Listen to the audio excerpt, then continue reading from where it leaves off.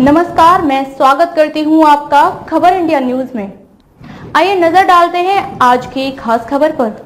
महाराष्ट्र में राजा मस्त प्रजा त्रस्त। अब किस बात को लेकर मुख्यमंत्री एकनाथ शिंदे पर बरसे उद्धव ठाकरे। शिवसेना के नेता उद्धव ठाकरे ने बेमौसम बारिश के कारण महाराष्ट्र में किसानों को हुए नुकसान के बीच विधानसभा चुनाव प्रचार के लिए पड़ोसी राज्य तेलंगाना के दौरे को लेकर मंगलवार को राज्य के मुख्यमंत्री एकनाथ शिंदे पर निशाना साधा। सीएम शिंदे ने आलोचना पर प्रतिक्रिया देते हुए कहा कि राज्य सरकार ने नुकसान का संज्ञान लिया है और जो लोग फेसबुक लाइव के माध्यम से सरकार चलाते हैं उन्हें दूसरों को उपदेश नहीं देना चाहिए। ठाकरे ने एक प्रेस कॉन्फ्रेंस में कहा कि किसानों की फसलों को हुए नुकसान के मुद्दे पर चर्चा के लिए तुरंत राज्य मंत्रिमंडल की बैठक बुलाई जाए और किसानों को जल्द से जल्द सहायता दी जाए। उन्होंने कहा कि राज्य में बेमौसम बारिश के कारण 6 लोगों की जान चली गई है जबकि 100 मवेशी भी मारे गए हैं।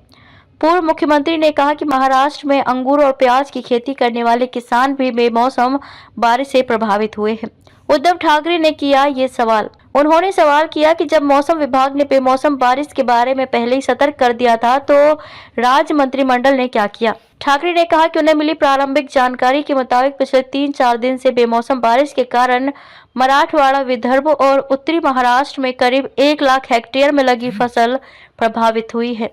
उन्होंने कहा कि महाराष्ट्र में कोई सरकार नहीं है क्योंकि सभी लोग चुनाव प्रचार में व्यस्त थे। अब सरकार बदलने का समय आ गया है। सीएम शिंदे वाली शिवसेना और बीजेपी महाराष्ट्र में सहयोगी शिवसेना यूबीटी नेता ने दावा किया, जो व्यक्ति अपने घर राज्य की चिंता नहीं करता और दूसरे राज्य में जाकर दूसरी पार्टी के लिए प्रचार करता है, वह सरकार चलाने के लायक नहीं है और उसे सत्ता में रहने का कोई अधिकार नहीं है। सीएम शिंदे की सहयोगी भारतीय जनता पार्टी के उम्मीदवारों के पक्ष में प्रचार करने के लिए मंगलवार को तेलंगाना के दौरे पर रही। तेलंगाना विधानसभा चुनाव के लिए 30 नवंबर को मतदान होगा।